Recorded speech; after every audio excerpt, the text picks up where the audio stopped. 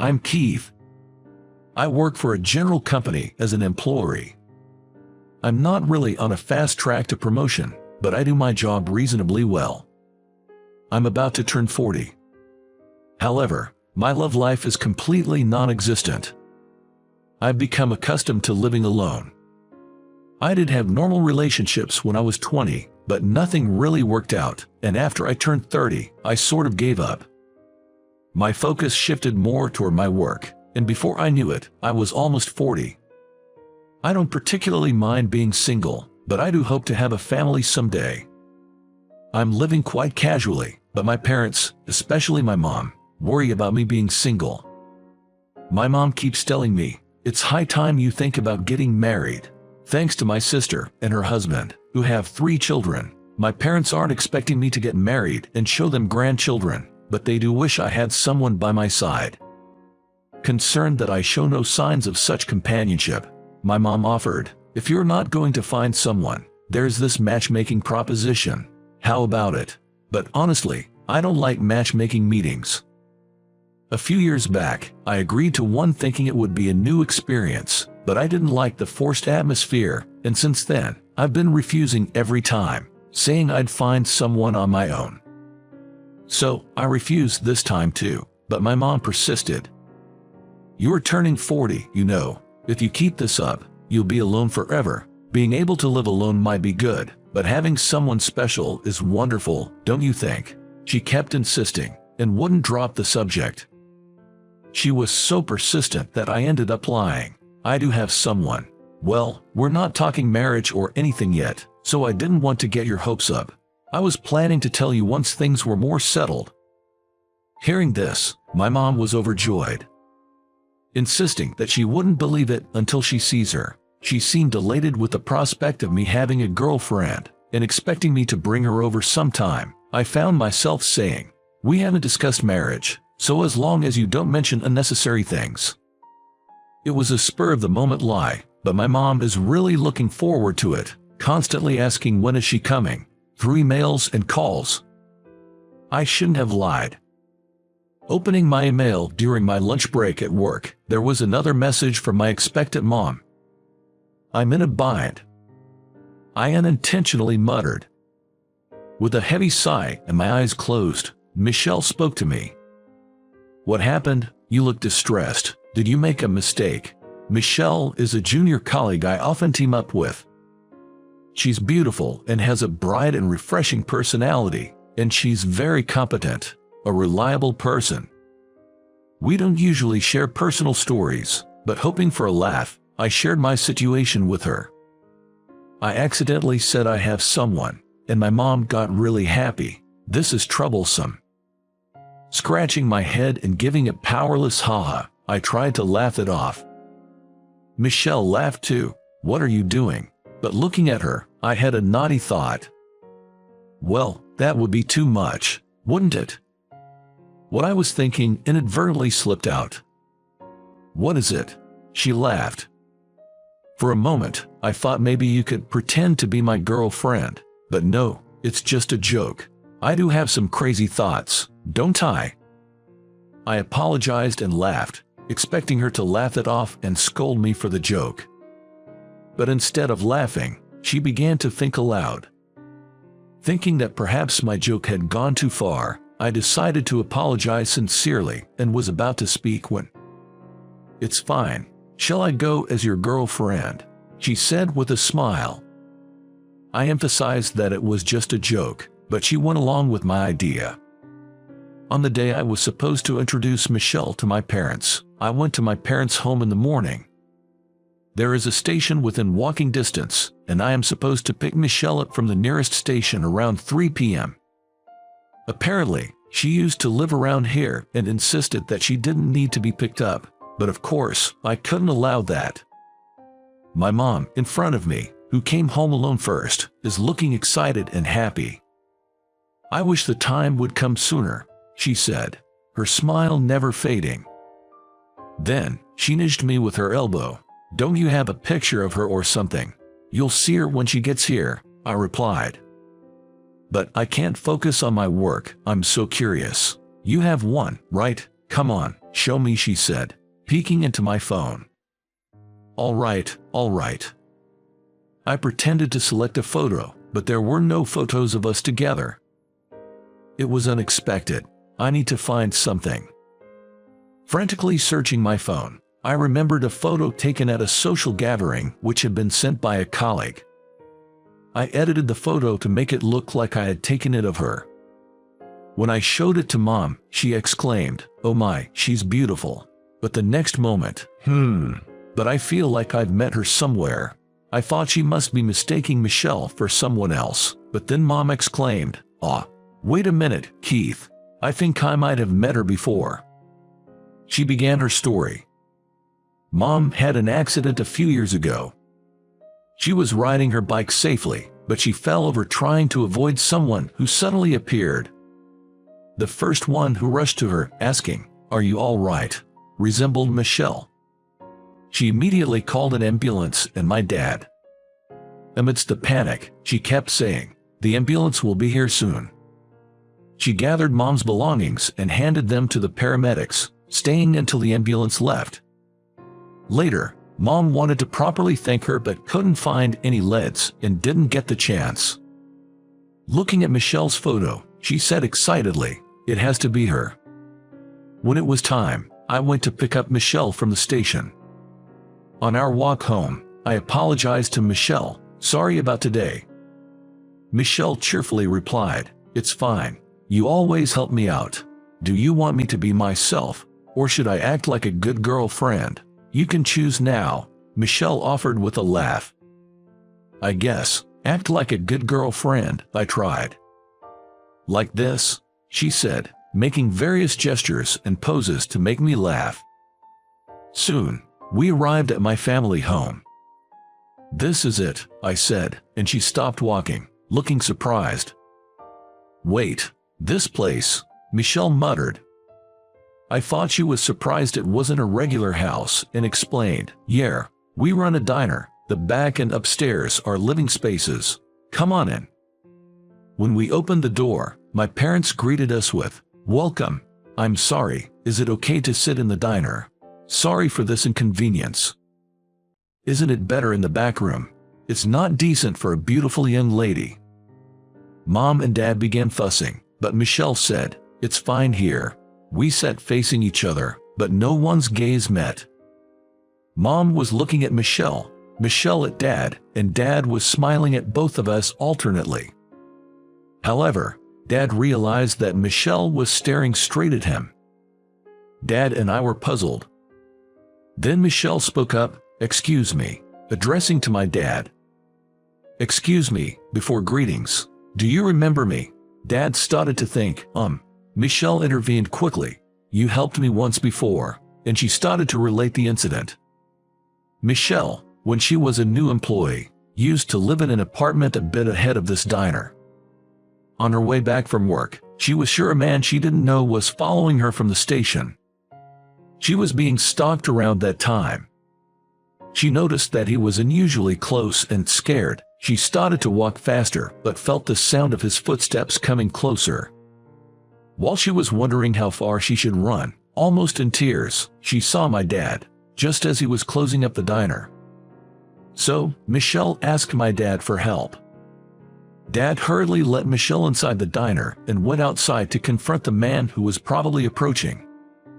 The moment they made eye contact, that man ran away. Dad promptly called the police and protected Michelle until they arrived. My mom was out, working another job at that time, and couldn't be reached.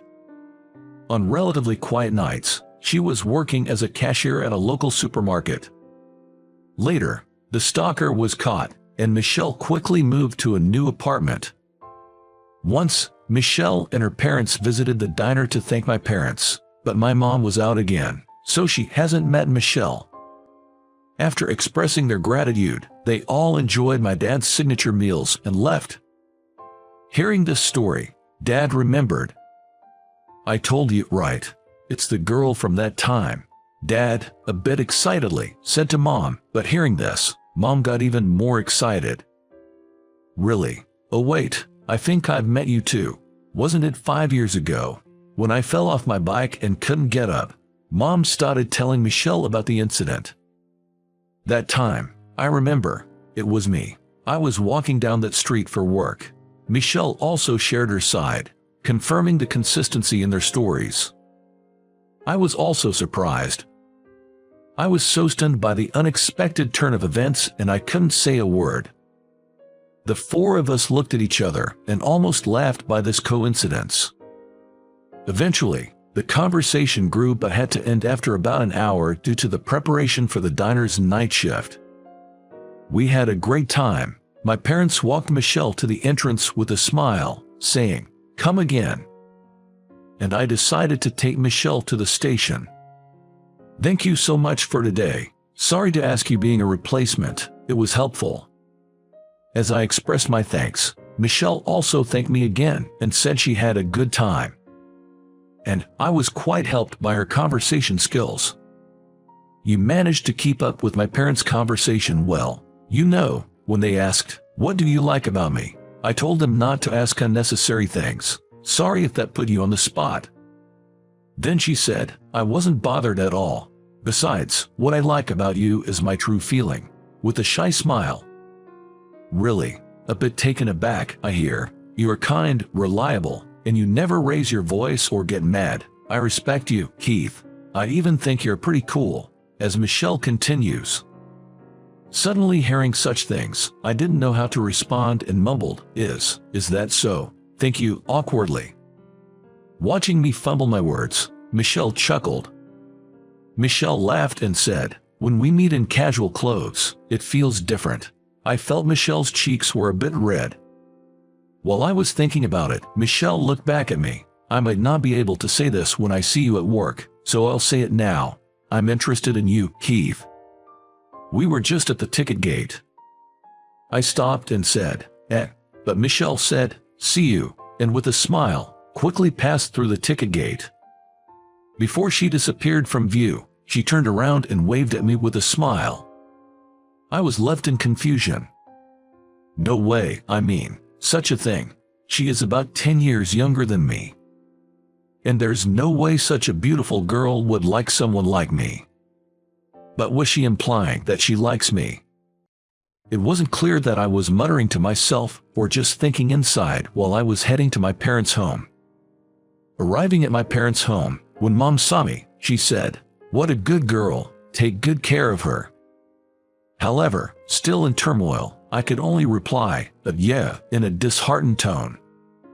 What are you daydreaming for? Oh, Keith, you're leaving soon, right? Take some side dish with you, I'll prepare them. Mom was saying something like that, but my head was filled with thoughts of Michelle.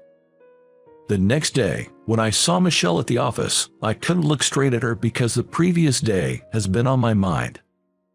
She, as always, greeted me cheerfully saying, "Good morning." Me, on the other hand, with my mind awhirl with fresh feelings of romance, kept looking up at the sky or at my computer screen, obviously scattered in my concentration. Before I knew it, it was time for field work, and I came to my senses at her energetic voice saying, "Keith, let's hit the road." I wondered if it had been a dream, seeing her interact normally, while I drove to the clients. Similarly, to my mental state, the sky gradually filled with looming rain clouds. And just as we arrived at the client's doorstep, a sudden, torrential downpour began. Unaware of the impending bad weather, and with both hands full of promotional goods, I had come out of the car without an umbrella. By the time we finished the work and were leaving, it was only drizzling, but the umbrella was still inside the car. Wondering what to do, Michelle said, "The rain is light, let's run to the parking lot," and she ran ahead. I followed her in a hurry, then suddenly, a scream, had echoed. Michelle was soaked. Because of the sudden rain, a truck had plunged into a puddle on the road, splashing muddy water all over Michelle. Quickly unlocking the car, we first got inside. Geez, unbelievable. I was trying to avoid getting wet, Michelle exclaimed. Having watched the whole incident, I couldn't help but laugh out loud. I'm so sorry. Trying hard to suppress my laughter to apologize, laughter still slipped through. This is not the time to laugh. Oh no. I looked for something to wipe with in a hurry and handed a towel to Michelle. I opened another bag of towels, and seeing how soaked Michelle was, I said, "You're really soaked," and began patting and drying around her shoulders. I quickly pulled my hand away, though. Sorry. It was probably inappropriate for a male employee to touch a female one. Despite the situation, I became flustered at my own actions.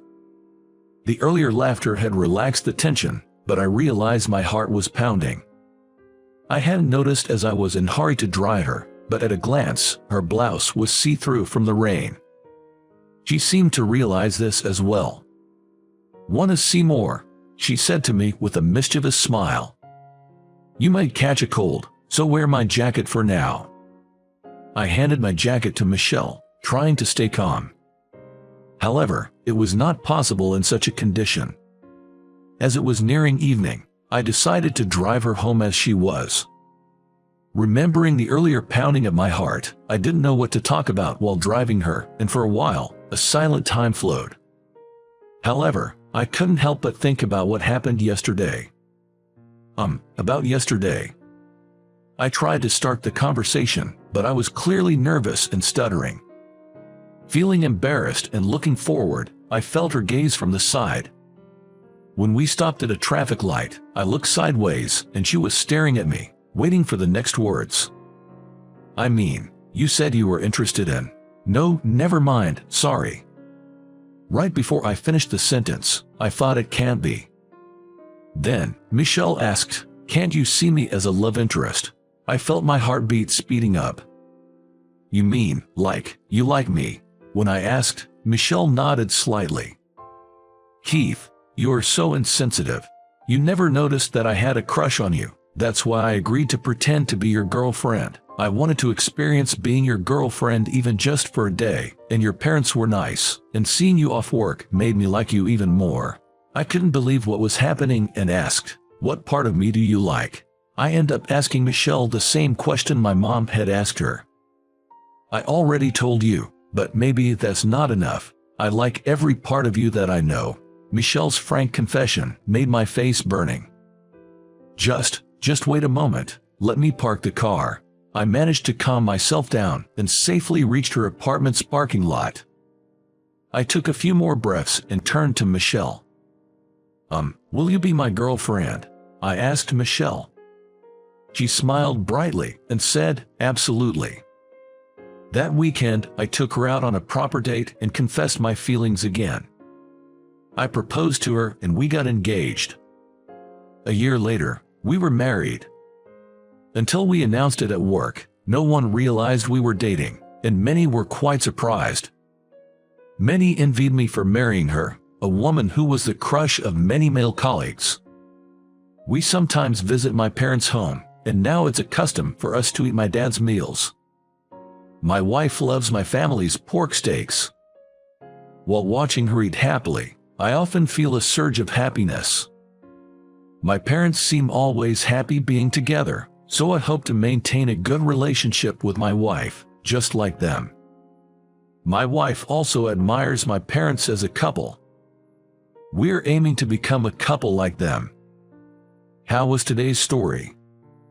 Pressing the subscribe and like button will motivate us in our production activities. We're also looking forward to comments from everyone. See you in the next video.